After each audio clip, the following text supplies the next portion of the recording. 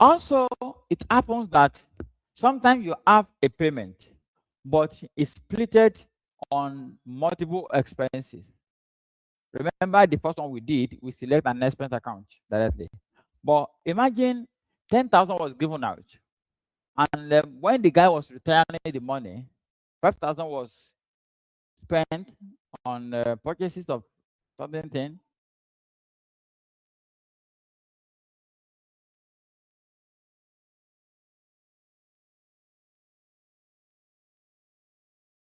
For transport and 2,000 for feeding. Three, we select this option. There's an option here called Itemize. So once you click on Itemize, it took you down. So you can see you now have the option to select multiple accounts. Because okay, the first money was spent on the stationery. You spend money on stationery, 5,000. Then you add row, add new row. So the second account was spent on transportation.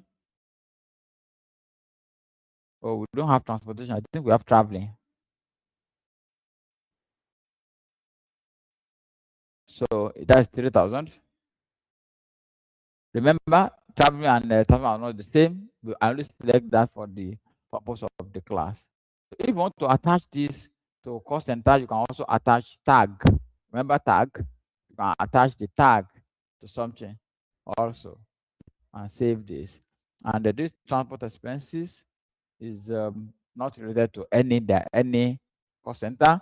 And the third row is entertainment, right? Entertainment, you have this, and you make it 2,000.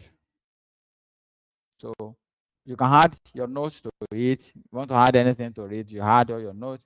Then you go up here where the guy can send his receipt and you upload the receipt. Where do you take the money from? Take the money from Zenny Bank, and we're going to save that straight.